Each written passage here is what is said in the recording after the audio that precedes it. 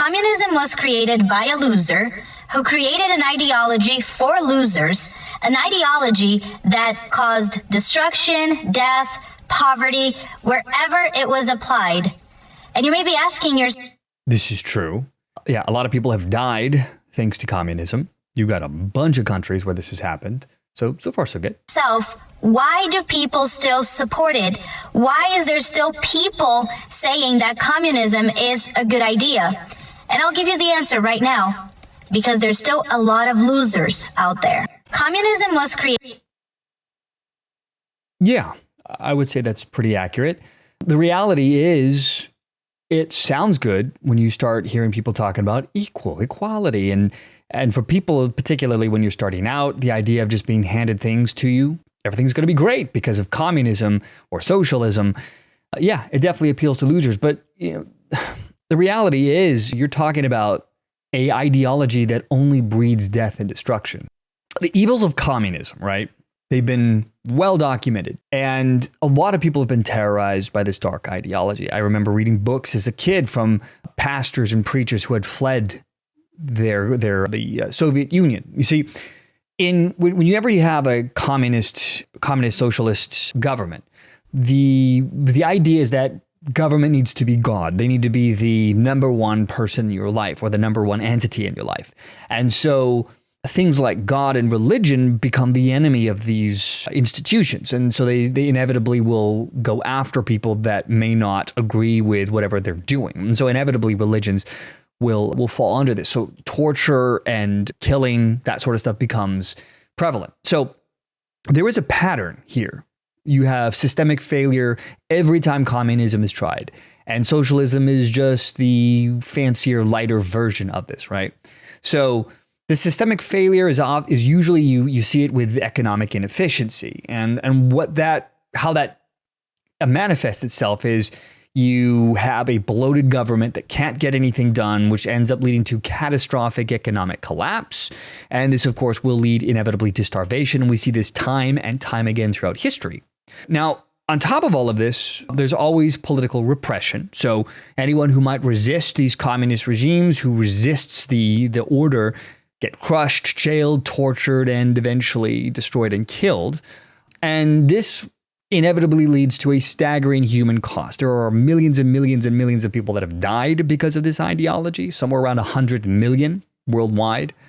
And it's all for this idea of a classless society, and they'll abolish private property, which will get rid of inequities and being poor. But that's complete and utter nonsense. And we've just seen this time and time again where there have been attempts to implement communism all over the world via takeovers, either through political means or bloodshed. And the end result is always the same: death, poverty, and destruction. The utopian promises that are always thrown out there never happen.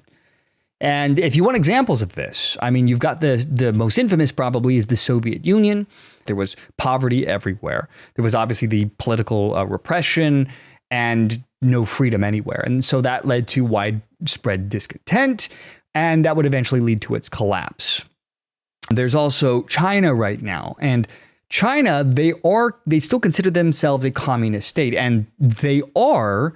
However, they are still operating with new reforms that happened back in, I think it was the 80s or the 70s, somewhere around there. This was a move to fix their economy, because again, communism destroys economies.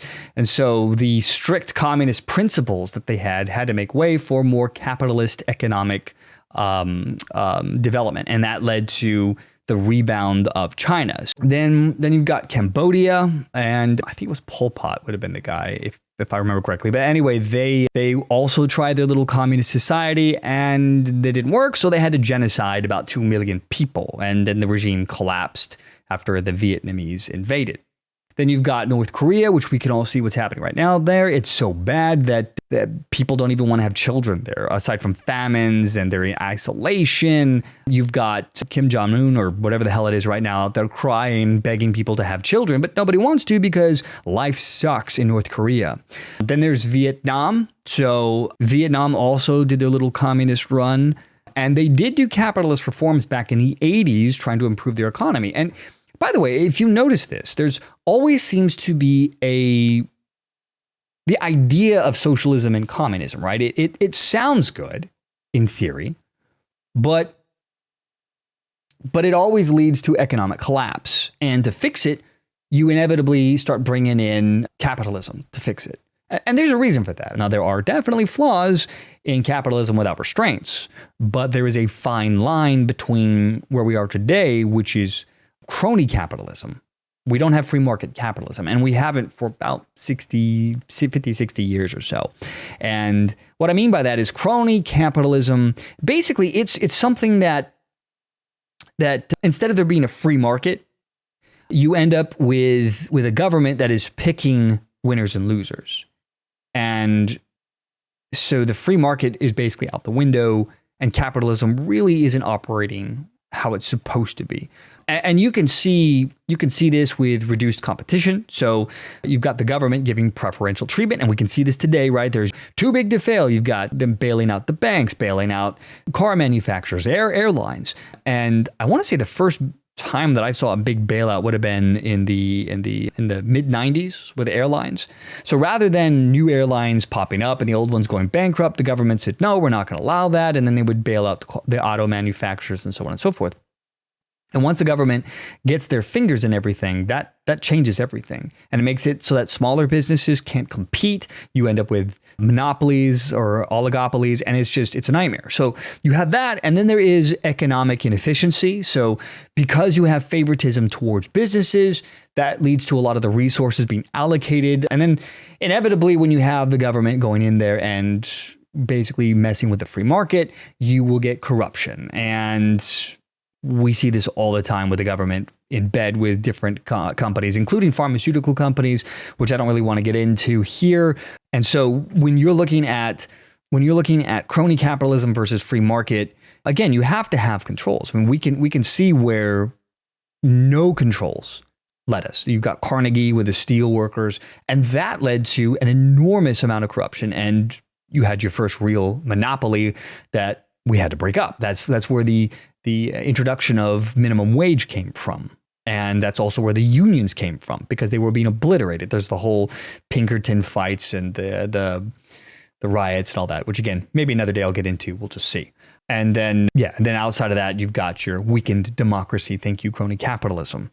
So, because you get corporations into politics because they're in bed with the government, and there you go.